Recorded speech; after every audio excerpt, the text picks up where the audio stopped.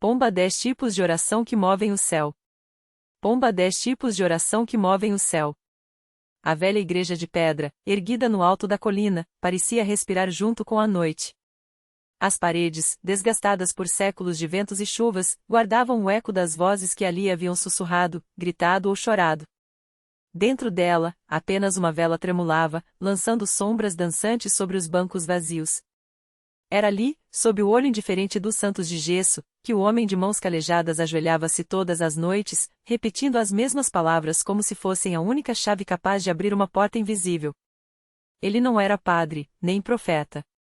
Era apenas um carpinteiro chamado Elias, cujas ferramentas, serrotes, formões, martelos, descansavam agora empoeiradas na oficina ao pé da colina. Há 3 meses, sua filha mais nova, Mira, havia desaparecido. Não houve rapto, não houve corpo, não houve pista. Apenas o silêncio, denso como a terra após a primeira chuva.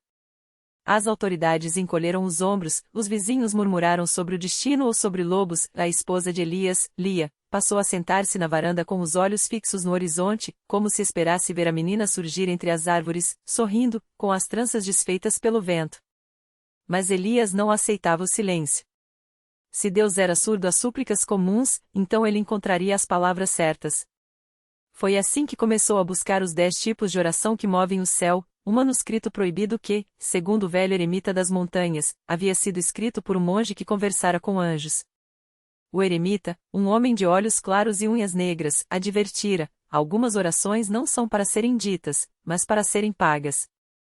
E o preço não é sempre em moedas. Elias não se importou.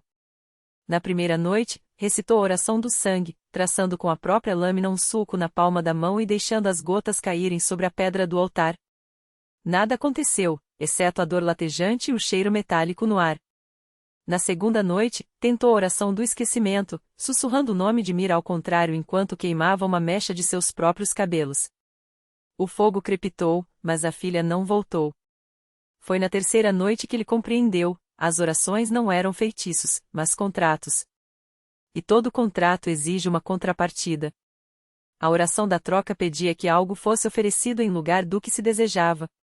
Elias hesitou apenas um instante antes de pegar o relógio de prata de seu avô, o único objeto que restara da família depois da guerra. Colocou-o sobre o altar, junto à vela, e recitou as palavras com voz firme: tomai isto, que é meu, e dai-me o que é vós.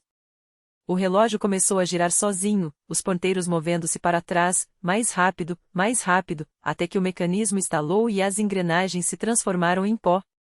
Um vento gelado soprou pelas frestas da igreja, apagando a chama. Quando Elias abriu os olhos, Mira estava ali.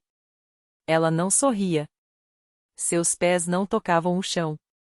E quando ela abriu a boca, não saiu som algum, apenas um fio de névoa branca que se dissipou no ar como um suspiro de inverno. Elias estendeu a mão, mas a menina recuou. Então ele entendeu: não era Mira.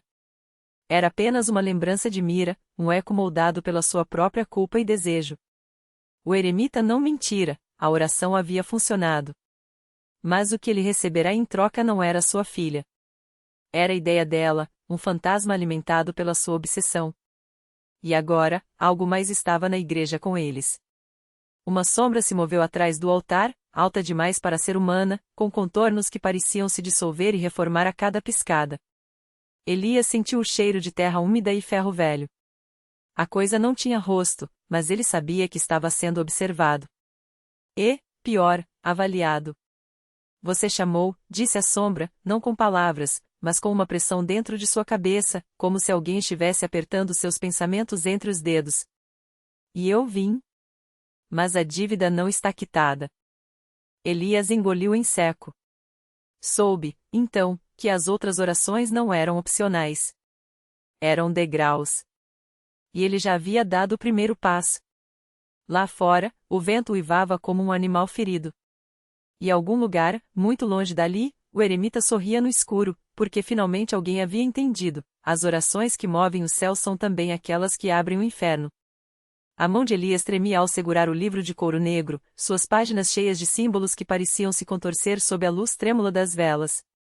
Ele não se lembrava de ter aberto o volume, mas ali estava, sobre o altar rachado, com as bordas das folhas manchas de algo que poderia ser tinta ou sangue seco.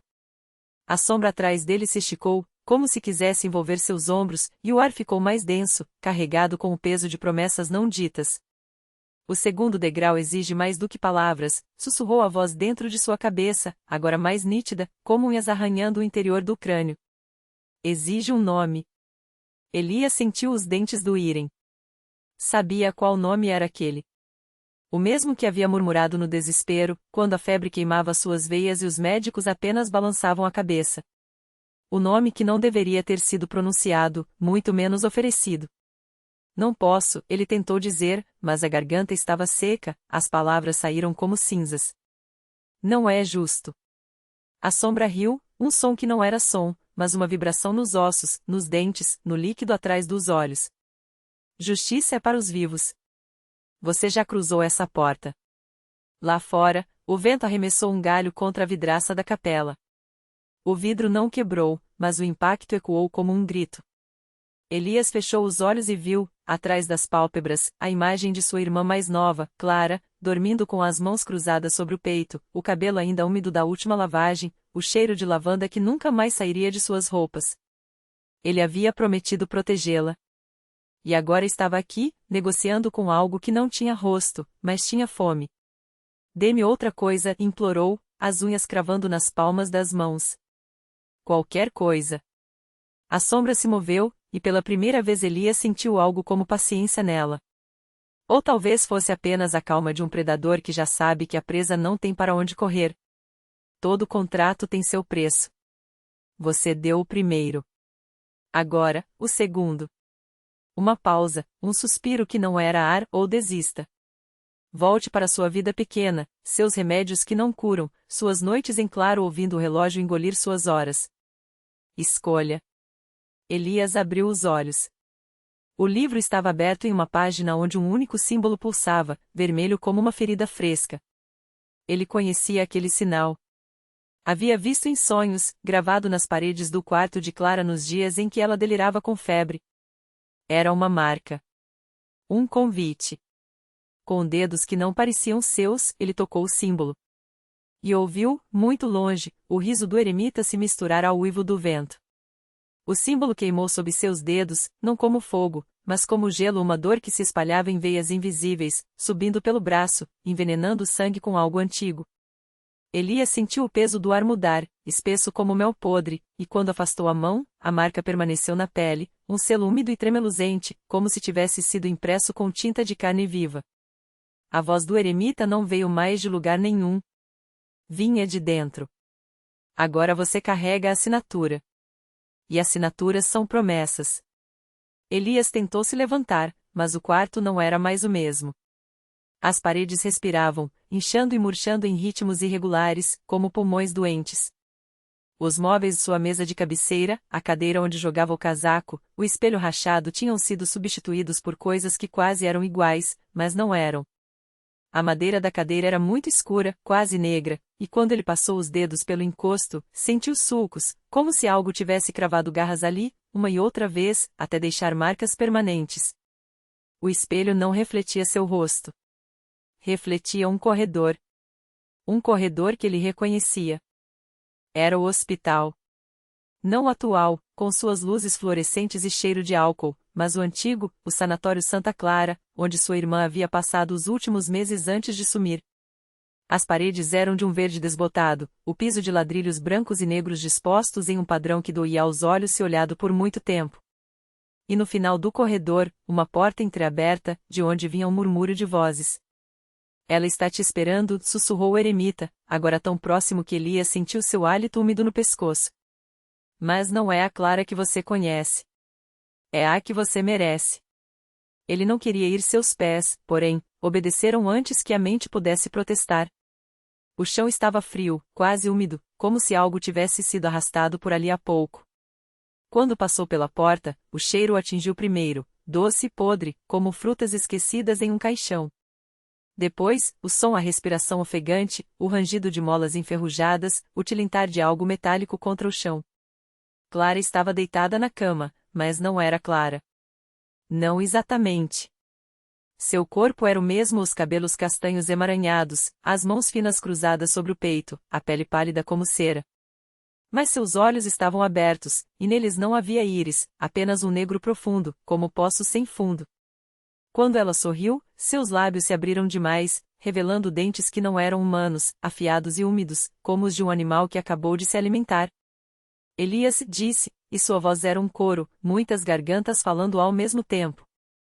Você veio. Ele tentou recuar, mas a porta havia desaparecido. Em seu lugar, apenas a parede verde, suja de manchas que podiam ser mofo ou sangue seco. Você acha que foi o único a fazer um acordo? Clara ou o que quer que fosse levantou uma mão e tocou o próprio rosto. A pele cedeu sob seus dedos, como massa podre. Eu também quis salvar alguém. Mas o preço é sempre maior do que a gente imagina. Algo se mexeu debaixo dos lençóis. Uma forma alongada, sinuosa, que se contorcia devagar, como um feto tentando nascer. Clara não olhou para baixo. Seu sorriso se alargou. Você deveria ver o que tem dentro de mim agora, irmão. É lindo. É fome. Elias sentiu o símbolo em seu braço latejar, quente como uma boca faminta. Ele sabia, sem precisar olhar, que a mesma coisa crescia dentro dele. E que não havia mais como tirar. A porta do quarto rangeu ao se fechar sozinha, como se empurrada por uma brisa que não existia.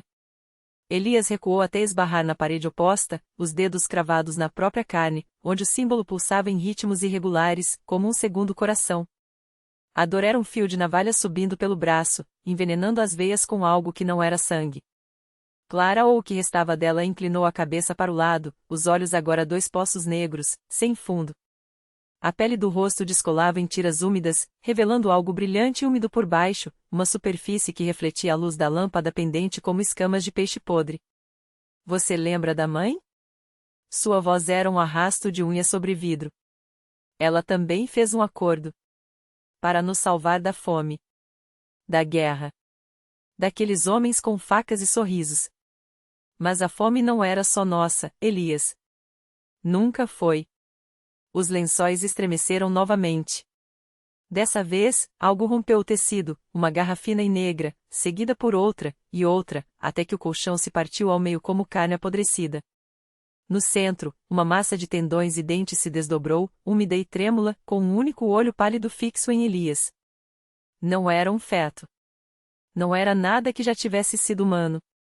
Ela nos alimentou com o que tinha, Clara sussurrou, enquanto a coisa no colchão se arrastava em direção à beira da cama, deixando um rastro de fluido escuro no chão. Primeiro, os ratos. Depois, os vizinhos que batiam à porta. Depois, ela riu, um som que se quebrou em 1000 pedaços. Depois, a gente mesmo. Elias sentiu o gosto de cobre na boca. O símbolo em seu braço ardia tanto que ele jurou ver as linhas se movendo, serpenteando sob a pele como minúsculas enguias. Ele sabia, sem sombra de dúvida, que a mesma coisa que devorava Clara por dentro também crescia nele, enraizando-se em seus ossos, esticando seus nervos como cordas de um instrumento desafinado. Você não pode lutar contra isso, ela disse, estendendo a mão. Os dedos estavam fundidos, transformados em garras delgadas. É como tentar segurar a água. Quanto mais você aperta, mais escorre entre os dedos. A coisa na cama pulou. Não foi um salto, foi um desdobrar-se no ar, como se o espaço entre ela e Elias fosse papel sendo amassado. Ele tentou gritar, mas sua garganta só produziu um som úmido, abafado, como se algo já estivesse obstruindo suas cordas vocais por dentro. Quando as garras o atingiram, não doeu. Pelo menos, não da maneira que ele esperava.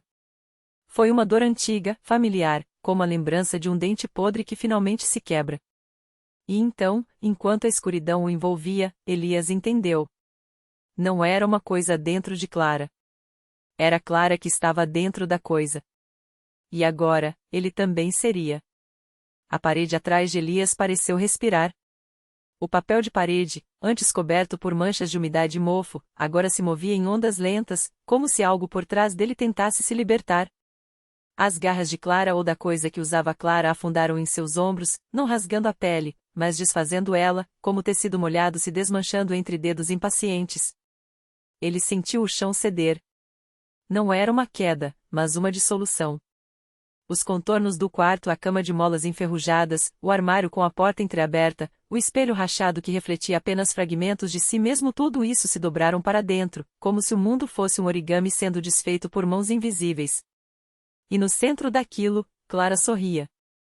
Ou melhor, aquilo que usava o rosto de Clara sorria, com uma boca que se esticava demais, como se os lábios fossem feitos de borracha fina prestes a romper. Você sempre soube, sussurrou a voz dela, mas não era sua voz. Era algo mais antigo, mais úmido, como o som de água gotejando em uma caverna. Desde a primeira vez que me viu no corredor do hospital. Você sentiu o cheiro de podridão debaixo do meu perfume barato. Elias lembrou. Lembrou do cheiro de desinfetante misturado a algo doce e apodrecido, como frutas esquecidas no fundo de uma geladeira. Lembrou de como os enfermeiros evitavam olhá-la nos olhos, de como as luzes piscavam sempre que ela passava. Lembrou, acima de tudo, da maneira como ela o encostava na parede dos fundos do prédio, os dedos dela já começando a se fundir afagando seu pescoço enquanto sussurrava coisas que não faziam sentido na época, mas que agora ecoavam em sua mente como uma profecia. Eles não nos veem porque não querem. Mas você sempre viu, não é? Por isso você é especial. A dor em seu peito não era mais dor. Era saudade. Uma saudade de algo que ele nunca teve, mas que agora o puxava para dentro, como um anzol cravado na alma. As garras afundaram mais fundo, e ele sentiu os ossos amolecendo, virando cera derretida. Sua visão turvou, mas não por causa das lágrimas, era como se seus olhos estivessem se dissolvendo em tinta preta, escorrendo pelo rosto. Não lute, murmurou Clara, ou a coisa, ou as duas ao mesmo tempo. Você não está morrendo. Está lembrando. E então Elias viu. Viu o hospital não como um lugar de cura, mas como um ninho. As paredes respirando, os pacientes nos leitos não eram doentes, eram casulos. Os médicos e enfermeiros passavam entre eles com olhares vazios, como marionetes cujas cordas eram puxadas por algo muito maior, muito mais antigo, que se aninhava nas entranhas do prédio. E Clara não era a primeira. Não seria a última. Ele viu si mesmo em uma cama, anos atrás, quando ainda era criança. Um menino magro, com os olhos arregalados, enquanto uma sombra se debruçava sobre ele, sussurrando promessas de que ele nunca estaria sozinho. Que sempre teria um lugar para onde voltar. A memória o engoliu. Quando Elias abriu os olhos novamente, não estava mais no quarto. Estava dentro. Dentro da parede, dentro do teto, dentro do chão. Seu corpo, se é que ainda podia ser chamado assim, era uma teia de fios escuros, entrelaçados com os de Clara e de outros, muitos outros, que se estendiam como raízes por baixo da cidade. Ele podia sentir eles. Todos os que haviam sido recolhidos, todos os que haviam lembrado. Lá embaixo, no mundo que ele costumava chamar de real, uma nova enfermeira entrava no quarto vazio. Ela carregava uma bandeja com remédios, e seu crachá dizia Marina. Seu passo era leve, quase dançante, como se ela já soubesse que não estava sozinha. Elias esticou seus novos dedos longos, finos, feitos de escuridão sólida e tocou o ombro dela. Você também sente, não é? Sussurrou, com uma voz que era e não era a sua. O cheiro de mofo debaixo do desinfetante. O modo como as luzes tremem quando você passa. Marina virou-se lentamente. Seus olhos, no início assustados, começaram a brilhar com algo que não era medo. Era reconhecimento. Elias sorriu. Ou pelo menos, fez o que achava que era um sorriso. Sua boca já não obedecia às mesmas regras. Bem-vinda à casa, disse. Marina deixou a bandeja cair. Os comprimidos se espalharam pelo chão como pequenos insetos brancos, e o barulho seco ecoou pelo corredor vazio. Ela não se abaixou para recolhê-los.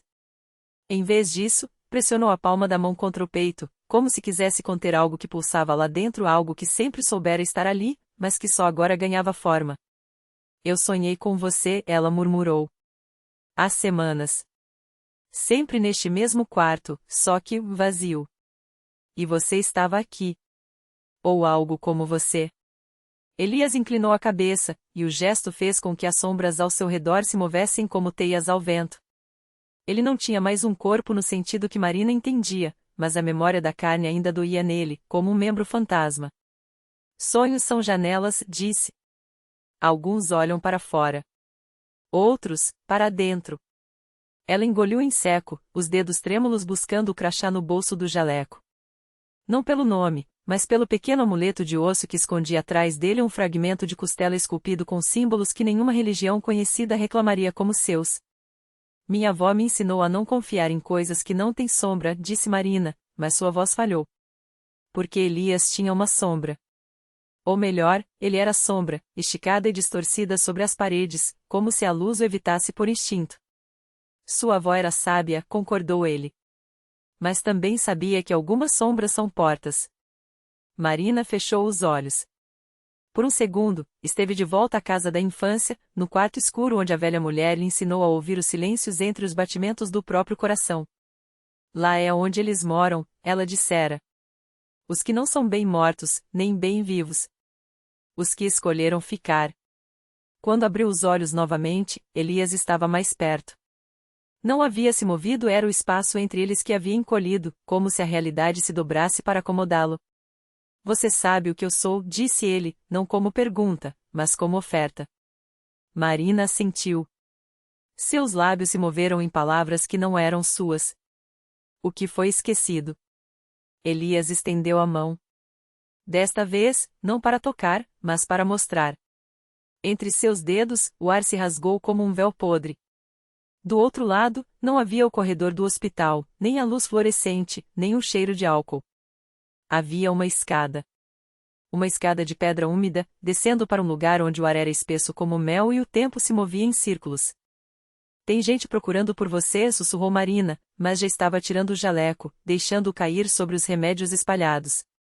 Há anos. E você os trouxe até mim, respondeu Elias, satisfeito. Ela sorriu pela primeira vez. Era um sorriso que não combinava com seu rosto, como se pertencesse a outra pessoa ou a algo que nunca fora pessoa.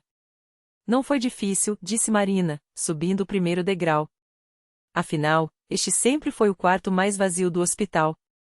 E a porta se fechou atrás deles com um clique que ecoou em 2 mundos ao mesmo tempo. A escada descia em espiral, cada degrau mais frio que o anterior, como se o próprio ar estivesse sugando o calor de seus corpos. Elias seguia Marina sem hesitar, os pés descalços afundando levemente na umidade das pedras. Não havia paredes, apenas a escuridão densa que se movia ao redor deles, sussurrando nomes que não eram os seus. No fundo, uma porta de madeira negra, tão velha que as tábuas pareciam costelas de algum animal extinto. Marina estendeu a mão, mas não a tocou. Esperou. Eles não vão te culpar, disse Elias, observando as sombras se aglomerarem atrás dela. Você só fez o que sempre fez, abrir caminhos. Ela riu, um som que se desfez em eco antes de terminar. Não é culpa que me importa.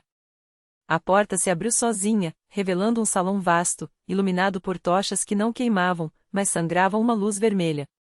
No centro, uma mesa comprida, coberta por um mapa feito de pele humana. Homens e mulheres ou que já foram homens e mulheres ergueram os olhos quando eles entraram. Alguns tinham rostos demorados, outros eram apenas silhuetas com buracos no lugar dos olhos. Elias, disse uma voz que não vinha de lugar nenhum. Finalmente.